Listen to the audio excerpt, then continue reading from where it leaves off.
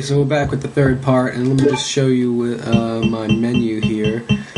So you might have noticed that my menu is a little bit different, and that is because I I don't know what I was thinking. After the second part ended, I just I shut off the system because I thought because the video was done recording, like it would have saved. I don't know why I thought that the video recording will have anything to do. It's almost like it would be save stating, like with an emulator, but that wasn't the case.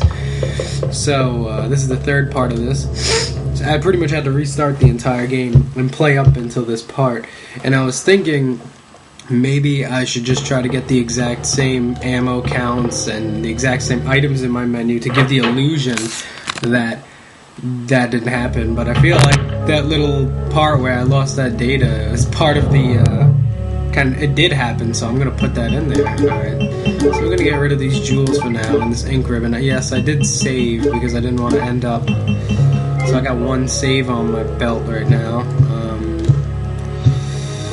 If you go in this room, this is a dark room where you can go to develop photos. I probably won't develop any of the photos in this game, but I don't know, I might. I think there's some ammo here. I already grabbed that ammo. Okay, then let's get out of here.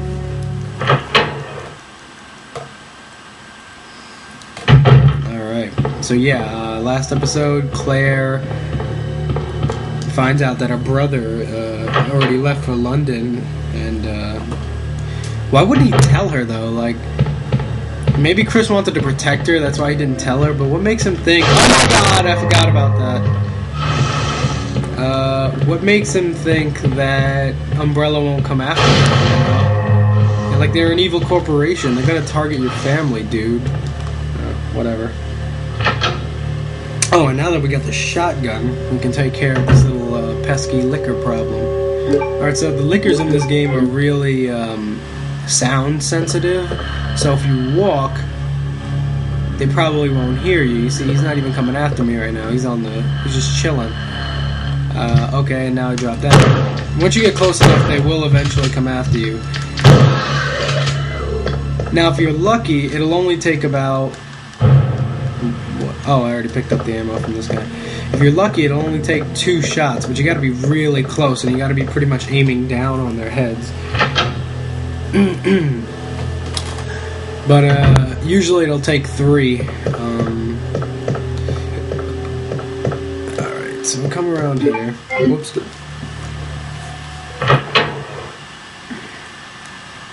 One of my friends came online. Cool. I wish this game, I mean, I kinda do and I kinda don't wish that this game had trophies. I don't know if I like the whole trophy and achievement system I mean, I do like it because it gives me a reason to play the game, but at the same time, I feel like games have kind of also been put into this, like, to make a game good, it needs to have achievements and trophies, and that's not how I feel. I think a game is good by, you know, plot and, you know, character development and all the basic necessities of any good novel or movie, you know. And I feel like he wants to play Dead Island. Speaking of which, that game is good, but yeah, it's just I feel like video games have to, like, they feel needed to put these awesome trophies in, and it's not necessary. Like, there's still, like, this game is still amazing. There are no trophies, and I want it to stay that way. I don't want to play a game like 10 years later because there are trophies that I missed. I want to play a game 10 years later because the game's awesome, and I'm about to get fucked royally. Oh Jesus! I should have used my shotgun now that I think about it. Oh, I'm so stupid. This guy's still alive. Oh, and a little update. I did take 1 hit. Not even a complete bite. I took 1 hit from this, what am I doing? Oh, yeah, I took 1 hit from this zombie, He didn't even, like, grab me and bite me. He fell on the floor, so I thought he was dead. And he bit my foot. Like this guy right here. If I walked to his face, he would bite my foot. And, yeah, that's not That's not cool, man. That's not cool. You're messing up my no hits.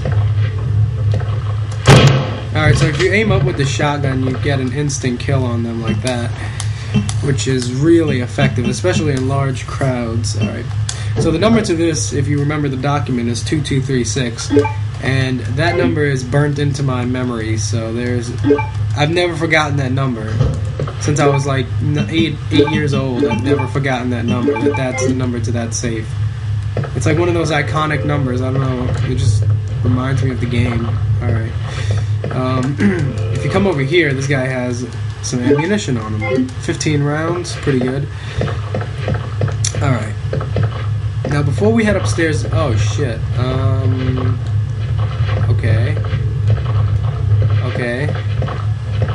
Wow, the zombie layout has never been like that before. They've never wandered to that. Usually I use that little passage around the desk. And that's never failed me before. And the zombie was just hanging out there. I mean, you can't predict what they're gonna do, you know. Sometimes they come straight after you, and sometimes, you know, they trick you out. There's gonna be a zombie right here. I hate how slow he fires the gun, though. Also, because it's not that powerful of a gun. It's not like a Magnum or something that he needs to be hesitating that much. I mean, I'm no gun professional, but I've fired a couple guns before, and you know, you can usually do, you know, the semi-automatic pistols, you can usually fire them pretty quickly with not too much, you know, pain in your arm. I'm gonna pick this up because I want to show what it does. This is a red herb, which does nothing in of itself, but if you combine it with a green herb, it makes like a potent medicine that cures everything except poison. But I don't think you get poisoned very often in this game anyway. I have no idea what I'm at in terms of time. Okay, so we grab this key. You want to get this little key before you head upstairs, because the key that we just got unlocks a door on the second floor or the third floor. I don't know. Yeah, on the second floor. Yeah. Right past the stars room is another door, but that door is locked. That's why I didn't even go there. Oh man, there's a lot of back and forth in this game.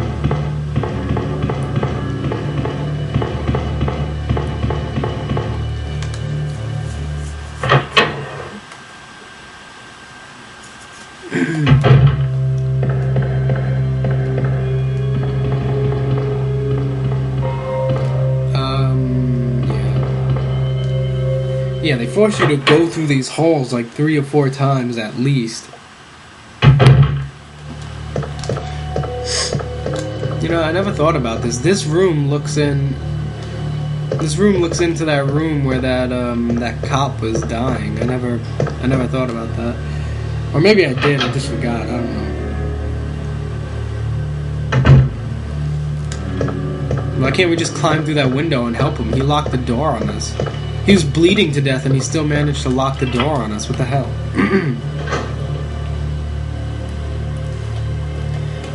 Alright, so in here there's a document, I believe, and one of the, well, in my opinion, one of the most iconic items in the game. It's been in this series since Resident Evil 1. And even then it wasn't in Resident Evil 4 and 5 technically, because I think 4 and 5 were more action based as opposed to puzzle based, while these are more like puzzle based. I mean, there were puzzles in 4 and 5, but you didn't need to like pick items up and, you know, unlock doors. If there is an item that you need to pick up, damn it, if there is an item you need to pick up in 4 or 5, you don't like use it how you use it in this game, you know, like you just kill an enemy and pick it up or something. You don't have to go jump through all these hoops. And that's what really changed it for me. Like, Resident Evil 4 was great and all, but I don't know. I still prefer these kind of static camera angle looking ones. I don't know what time the video is up to, so I think I might just come here and, well, Well, I want to show at least a new part of the police station.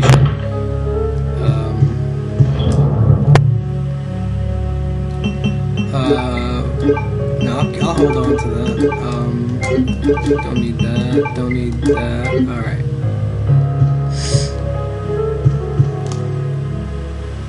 Alright, I'll try to rush up to the second floor real quick just to show them the next room. Oh, right. And this thing. Alright, so yeah. If you combine these two herbs, this is now the equivalent of a first aid spray.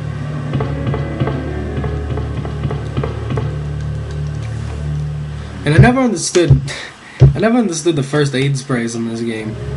Like, what the hell what is in those first aid sprays that ward off like zombification and bleeding to death from zombie bites? Like, what about that spray? That must be a ridiculously good spray. If that's the case, why doesn't everyone in Raccoon City, just use the first aid spray and just don't worry about it? But that's getting into like, I hate when people do that. I hate when people analyze like the nuts and bolts of something when like it's obvious that it's a plot hole, but you accept it because whatever, it's a plot hole. And now you're stuck with all these zombies in this room. Yeah, and I just hate when people like continue to analyze it, even though it's obvious that everyone knows it's a plot hole. You don't need to tell us it's a plot hole, dick.